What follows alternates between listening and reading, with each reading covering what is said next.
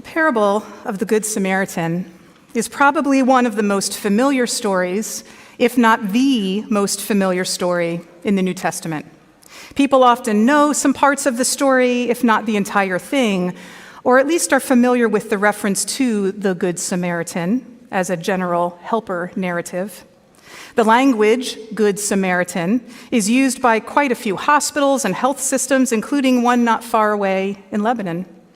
The term has been adopted in legal systems across the United States, and all 50 states have Good Samaritan laws that protect people who voluntarily provide first aid or medical assistance if they come across an emergency situation. Over the last several hundred years, this story has been read and reread and interpreted and reinterpreted in a number of ways. Lots of meaning has been laid upon the characters and the story. The beaten man as Adam, leaving the Garden of Eden. The Samaritan as representative of Jesus. The actions of the Levite and the priest indicating that the prophets and law have failed. The oil and the wine as baptism and the Eucharist or communion, etc. Those may all be interesting ways to view pieces of this story, but I think it speaks pretty well on its face. The message is simple, but it is not simplistic. At its core, this is a message about kindness, about mercy, about compassion, about love.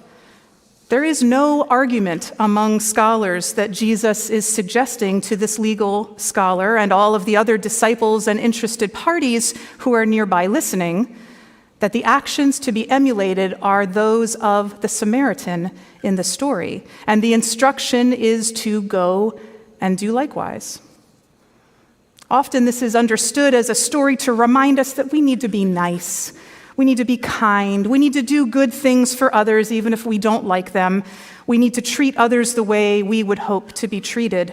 What if we were the beaten soul left for dead on the side of the road? And those are not wrong understandings. But I think stopping there, claiming we get the point, walking out of here promising to be nicer to strangers, sells the story short. I think we have to talk about the Samaritan, and I think we have to talk about the road. So first, the road. And as I always do, I left the clicker on the bench. Yes, I am nothing else if not consistent.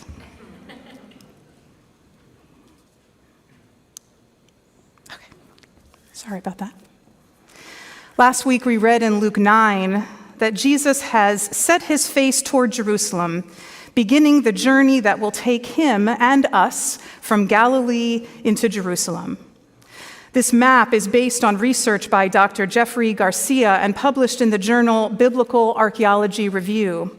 It shows the most likely traveled routes from Galilee at the top of the image, where Luke writes that Jesus is starting this journey, to Jerusalem in the bottom center, where the journey will end. Pilgrims probably took one of these paths as they made their way to Jerusalem for the festivals each year, the Festival of Weeks, or Shavuot, the Festival of Booths, or Sukkot, and the Feast of Unleavened Bread, or Passover, which is the purpose of travel for Jesus and his followers here in the Gospel of Luke. All of the pilgrimage routes would have taken several days, perhaps a week. The path in the middle, the white trail, is the shortest and most direct, but passing through Samaria would likely have been dangerous for reasons that we will consider in a moment. The green path to the west would have been the longest and taken travelers across the Mediterranean coastal plain.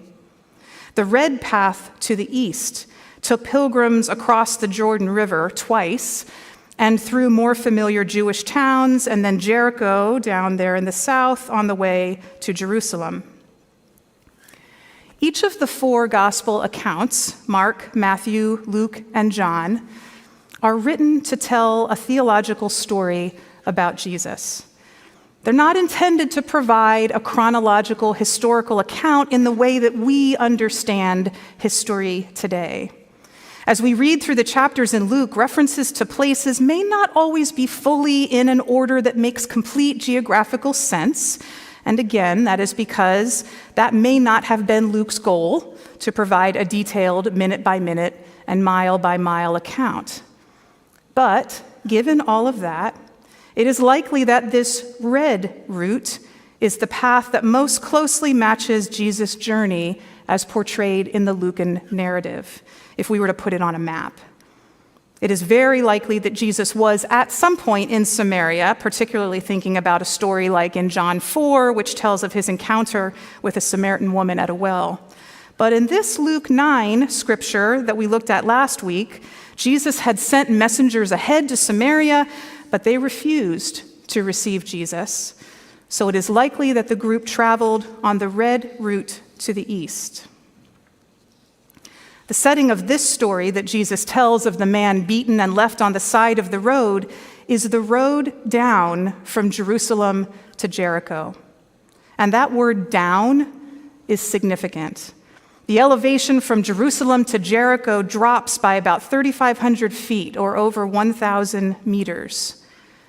Now, maps are flat, so I needed to get some perspective on that, and I thought about what is the most likely place that at least several of us have been, and I thought about the rock pile at Camp Sotara. I think I've shared before that this is one of my favorite places in the world, and I suspect there are others who would share that sentiment. If you haven't been to the rock pile yet, I invite you to join us at Camp Sotara in June. And even if just for that day, I suspect there will be a group heading to hike the rock pile. Thanks to this map from Michael Shearer, a friend of many of us from the Anvil congregation, we can see all of the hiking trails, very small, at Camp Sotara. But the blue line is the trail to the rock pile. It starts there at the cathedral trailhead behind the family camping area, and that's probably about 550 feet above sea level. The rock pile hike is not very long, but it has some pretty intense elevation gain. And by the time you reach the rock pile, you've gone about 1,300 feet in elevation, a climb of about 700 feet difference. And if you've hiked this trail, you know that your legs feel perhaps a bit wobbly when you reach the top, which is a problem because they will feel even wobblier going back down. The difference in elevation between Jerusalem down to Jericho is about 3,500 feet. So that's about 4.5 rock piles stacked on top of each other over the course of about 15 miles. And this road from Jerusalem down to Jericho is treacherous terrain. Often when I have heard this story, I've thought of a road like Mount Joy Street out front, or perhaps a lovely cobblestone path, wide and well-trodden. But it is more likely that it was a narrow path along a mountain ridge alongside deep canyons.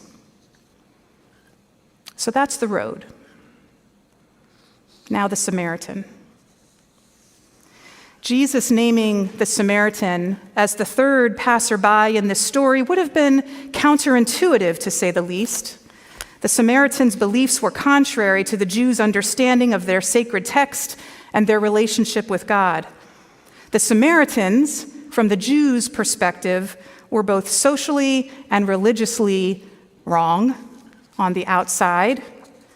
There was a long history of cultural and ethnic division and conflict between the Samaritans and the Jews, and the earliest hearers of this story would have been well familiar with it.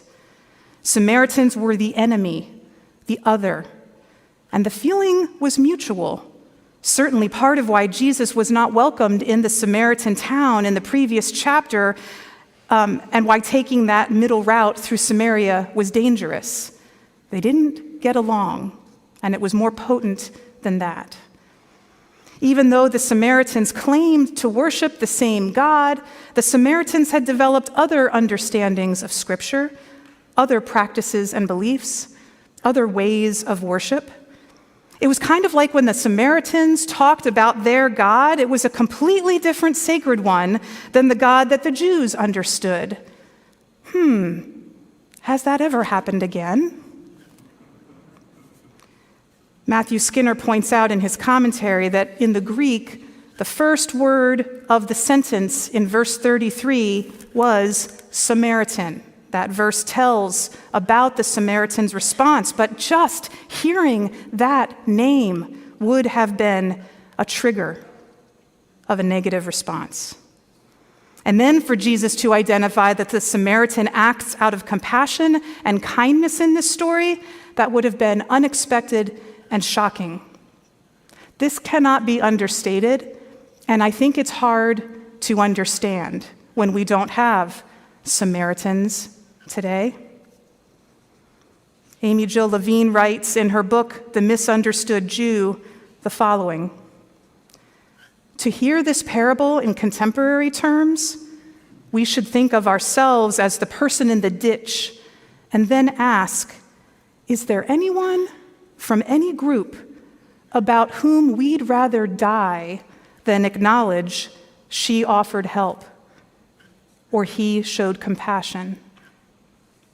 More, is there any group whose members might rather die than help us? If so, then we know how to find the modern equivalent for the Samaritan. End quote. Cynthia Jarvis continues in her commentary, Levine proceeds to be more specific than the lawyer ever imagined when he asked his question of Jesus. Who is the one that proved neighbor? Who is the one who loved God with heart, mind, soul, and strength, and so loved the neighbor as the self? For Levine, as a Jew, it is a member of Hamas who showed mercy. In a lecture on the same parable before an audience who had experienced the horrors of September 11th firsthand, she suggested the one who proved neighbor was a member of Al-Qaeda. Who is the one who would prove neighbor for us, for you, in these days? Who is your Samaritan? Who is a stranger to you, not because you've never met, but because with every fiber of your being, you find them foreign, dissimilar, other? Who is your Samaritan? It might be a member of the current or past presidential administration of this country, or those who voted for this party. It might be people in our community in Elizabethtown or other communities where you live or work who inhabit an opposing understanding of what is good for this town, what is best for its residents, what is right for its students. It might be a familiar or unfamiliar person who is outspoken in ways that you cannot understand. It might be members of this or other churches or others who claim to be Christians who preach about a Jesus that is very different from the Jesus that you know. It might be someone who caused you harm as a child or as an adult, in your home, in your workplace, in your extended family, in an intimate relationship. It might be someone who makes racist or sexist comments, who uses anti-LGBTQ language, who spews words of violence. It might be someone who excluded you. It might be someone who hates you or seems to hate the people or things that you love. Who is your Samaritan? Who is a stranger to you? What would it be like to be beaten and laying on the side of the road and see that face approaching.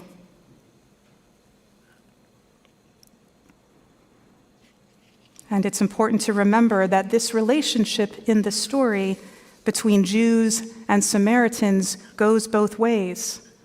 What would it be like to approach a body laying on the side of the road if you were the Samaritan and realize that person is your stranger? The road from stranger to neighbor is steep and treacherous. It makes our legs wobbly and our heart pound. We might need to stop along the way to rest, to take a drink. We might be fearful, and with good reason, that we could be attacked along the journey. This act of neighboring the other goes against cultural norms. It is more than just offering a $5 bill to a person holding a sign at the intersection when we go to Target. And it is beyond helping those who respond with appreciation, beyond helping those who are easy to help because we can easily see ourselves in their eyes, easily put ourselves in their shoes. And here's the thing. This isn't a hypothetical. This isn't just a story set in some place, oh, that road from Jerusalem to Jericho, way over there somewhere. This is a familiar location for the hearers, the earliest followers of Jesus. But more than that, not only is this familiar, this road from Jerusalem to Jericho is the very road on which they are about to travel. Jesus has set his face towards Jerusalem, and they are going. Jesus and his followers, if they are on that red path to the east, they have made this pilgrimage before, and they are aware that this road, as he describes, is exactly where they're headed. They will be making the steep and treacherous climb through the hills, through potentially dangerous territory where robbers and others might be hiding, to get from Jericho to Jerusalem. And they may very well find themselves in the position of any of these persons in the story. And so may we. It is not hypothetical for us either. We will each walk out of this space that we share right now, and we may find ourselves this afternoon, this week, or next, face to face with one who feels like a Samaritan to us, a stranger to us. Will we hear Jesus' call to be open to encountering that stranger, to be moved to compassion, to act with mercy and love, and to heed the instruction to go and do likewise? Will we neighbor? May it be so.